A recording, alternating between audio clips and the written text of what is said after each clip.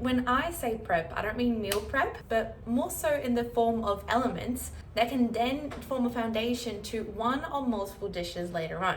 And instead of just going on about this concept of prep, I wanted to start this series where I do exactly what I'm suggesting that you do, and we do it together so that you can see how easy it is and how you can actually make these elements and put them together later on. So for the first video of this Prep With Me series, we're going to be making milk kefir, and this is what it looks like. When you really think about it, it's technically just fermented milk, but it's so much more than that. You can use it like yogurt. It's full of probiotics, it's very good for your gut health, and it's super easy to make. So today I'm not only going to show you how to get your hands on one of this and keep it alive and keep it going, but also how to make a delicious cream cheese that you can use for a variety of different things. Let's get started. Okay, so the first thing we want to do is separate the kefir grains from the kefir so that we can continue to make more kefir later on. This one, as you can see, is actually pretty solid, so I might give it a stir to help it go through the sieve a lot easier, because we don't want to use any pressure or risk damaging the grains as it goes through the sieve. Even though kefir can often be quite runny, if you can get your kefir looking like this, that's ideal. It's much closer to a yogurt consistency, which I think is why people prefer yogurt over kefir. But if done properly, you can get your kefir like this. So hopefully today in this video, I will show you how to do it properly, and you can have amazing quality kefir just like me. Look at that. I'll give it a stir.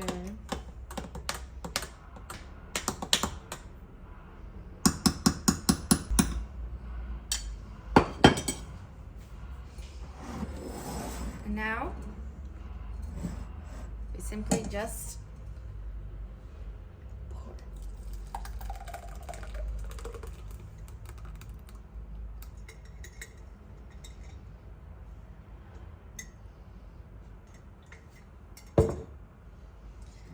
Now with this, you just want to shake. You don't want to use anything to force the kefir grains down. So just give it a shake, maybe use something to tap it down, and you'll start seeing all of the kefir grains being left. It smells delicious right now.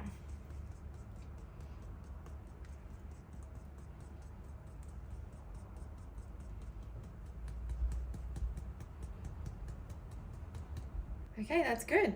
So you can see all the little grains. So that's our final result, kefir. To make more kefir, we just take our jar, put this back in there.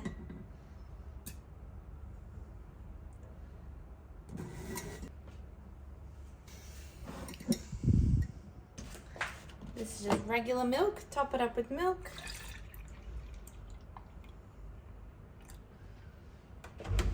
Give it a stir.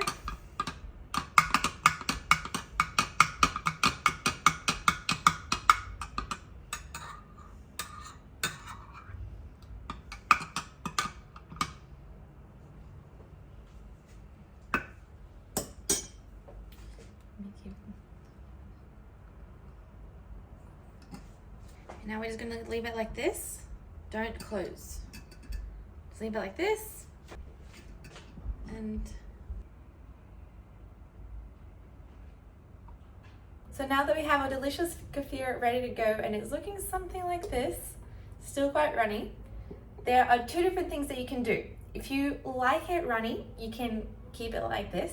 Just keep it in the fridge in an airtight container. It'll be good for quite a while.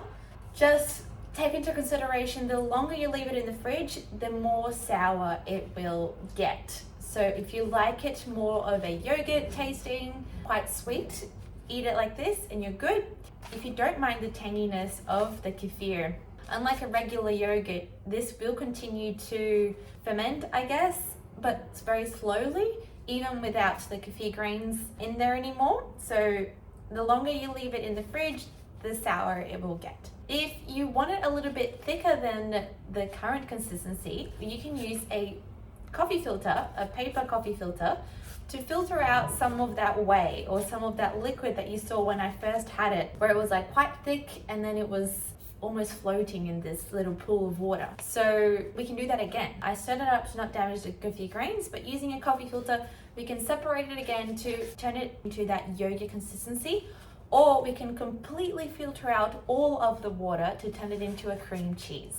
So same process, it just depends how long you keep it in the filter and how much water you filter out. As you will see later, the coffee filter that I have that holds my paper filter is quite small. If I fill the liquid all the way up to the top of my filter, I'm worried that it actually might collapse. So what I've done in the past is, as the liquid starts filtering out and I have more space back in the filter, I just top it up.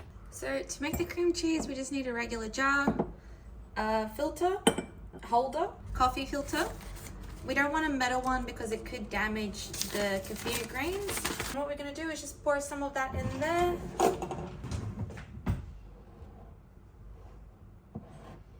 To make cream cheese.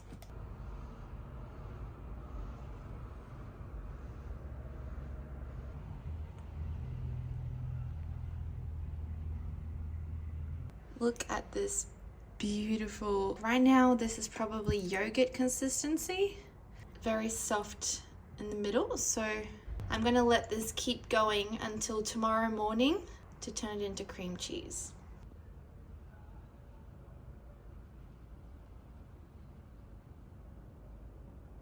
Okay, so it is the next day. We ended up with a very, very nice and filtered out cream cheese-like consistency. You can see all of the liquid ended up in the jar, and our delicious cream cheese in our little cheese pot. So you can use this for many different things. I blend it into some of my dips to make it more creamy. I just eat it on its own with some scrambled eggs on toast. Really, anything that you would use ricotta or cottage cheese or regular cream cheese for, you could use this. Because it is a fermented food, usually we don't try to cook with it. You try to eat it as raw as possible, but it doesn't mean that you can't cook with it. So I will definitely be experimenting more with this. So I really like it. It's really nice and tangy. As I briefly mentioned as well, you can season this. So you can add a little sprinkle of salt or salt and pepper, or even blend it with some herbs or chop some herbs and fold them into it. Maybe some confit garlic, anything that you want to turn this from a regular cream cheese to something a little bit more flavorful, maybe some dried fruit, maybe some nuts, to go into a nice cheese platter. The world's your oyster. Really experiment, have some fun with it. I think it'll be delicious. I quite love it just on its own, but I'm very excited to try a few different things next time I have some people over. And it's a much cheaper way to do it. Instead of buying many different cheeses, if you just make your kefir and season it differently, maybe that's one way to save money when having people over for a little cheese and wine night. With this leftover whey water, essentially, I have used it to make flatbread or regular bread, but as you can see, you don't end up with a lot. So I do add regular water to top it up with however much I need, which is why I usually end up using it to make flatbread, because usually I only need less water. In terms of taste, it doesn't affect very much, but I'd like to think, and don't quote me on it, that because it is a fermented water, that it would add some extra nutrients to whatever bread I'm making. But again, since it's been cooked, I don't know. It's just a nice way to not let anything go to waste. So give it a try or not, it's fine. You can just throw it out, it's no problem. And this is the new kefir that we made when we sieved out the kefir grains to make the cream cheese. As you can see, it's really nice and solid. What I do to get it to this consistency is every few hours, if I am at home, or after 24 hours, I just give it a stir just to make sure the kefir grains are acting all throughout the milk, because otherwise it does tend to sit at the bottom eventually or float to the top. So by stirring it semi-regularly, it continues to spread the bacteria out into all of that milk.